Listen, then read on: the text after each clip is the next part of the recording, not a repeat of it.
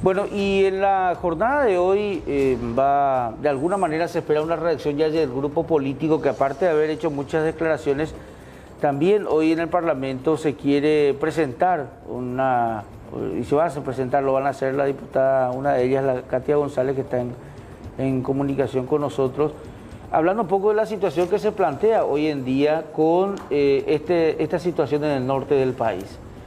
Ahora es convocar a una sesión, pero sobre todo en este momento ya para tomar cartas en el asunto como parlamentario y también empezar a exigir, ¿verdad? Inclusive creo que en una parte de una presentación que hacen ellos plantea el tema de las consultas permanentes a nivel internacional. Está Katia en línea con nosotros. ¿Qué tal, diputada? ¿Cómo te va? Buen día. Buen día, ¿cómo estás, Carlos? Bueno, contanos un poquitito cómo se va a desarrollar esto y qué es lo que específicamente van a pedir hoy, Katia. Sí, acá hay que explicarle un poco a la teleaudiencia que lastimosamente en nuestro país las mayorías consideran un triunfo someter arbitrariamente a las minorías porque justamente carecen de esa capacidad y de esa vocación necesaria en una convivencia democrática.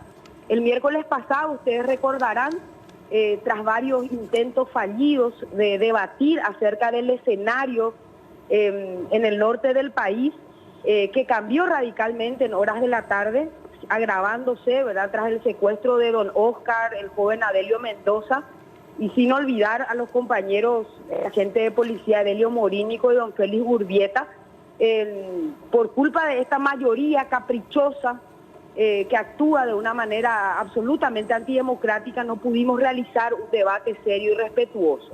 Hoy es el momento que la clase política asuma su obligación moral de reconocer justamente nuestra cuota de responsabilidad en este preocupante escenario, porque la inercia de nuestros vicios y de nuestros errores nos hace responsables de mucho de lo que se vive como realidad en nuestro país. En ese escenario, asumir, ¿verdad?, que estamos en un momento súper delicado y el debate debe ser absolutamente respetuoso, sin embargo, no por eso carente de profundidad.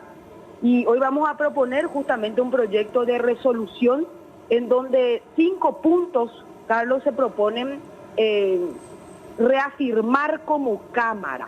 Porque ¿qué es lo que es una declaración? Es una posición política que asume la Cámara.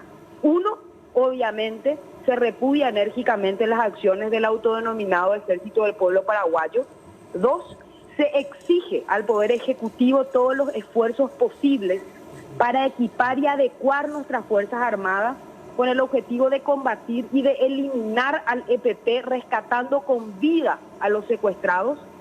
Se pide al Ejecutivo que a través de los conductos institucionales se solicite toda la ayuda internacional necesaria, tanto en equipamiento técnico como en asesoramiento, para de una buena vez dar una solución eficaz a este flagelo.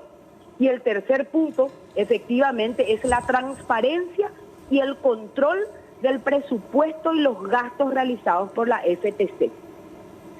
Hay que señalar que desde el 2018 al 2020, en un presupuesto independiente, la FTC ha recibido 210.000 millones de guaraníes, es decir, unos 30 millones de dólares, $1 millón mensual, 270 millones de guaraníes diarios, para cumplir un solo objetivo, que es eliminar el EPP de esa zona del país, liberando al norte de la presencia de este grupo criminal, de este grupo perverso, de este grupo que utiliza el chantaje, la coacción y las armas para imponer su voluntad.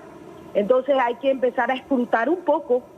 Ya no podemos seguir con esta suerte de cheque en blanco para la FTC, puesto que el destino y la administración de estos recursos es dinero público, no es una cuestión de seguridad. Ojo, que no nos confundan como hace tantos años, porque hay que reconocer y aceptar las reservas en aspectos operacionales, pero el dinero y la administración en ningún país del mundo, Carlos, es materia de reserva.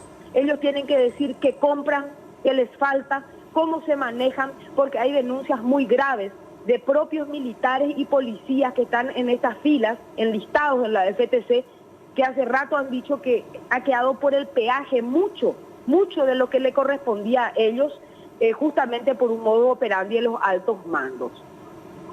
Diputada, ¿cómo debe entenderse ese punto planteado donde expresan combatir y eliminar al EPP? Y con los verbos correctos. Se debe entender tal cual.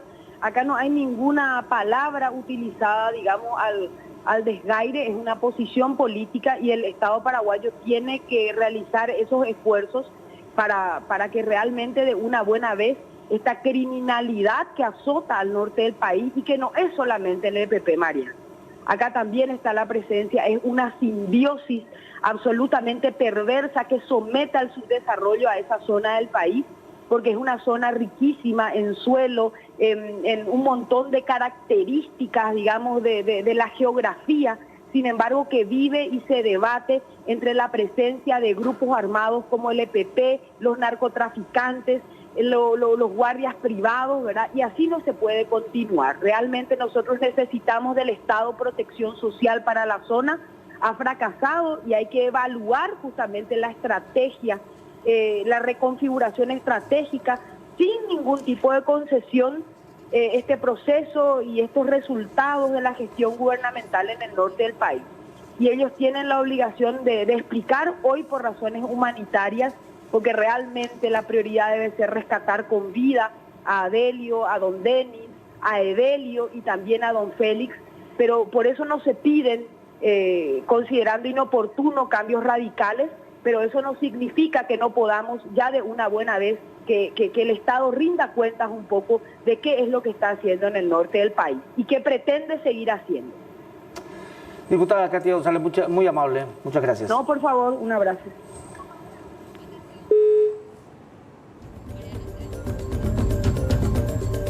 Pasamos ahora a otro tema,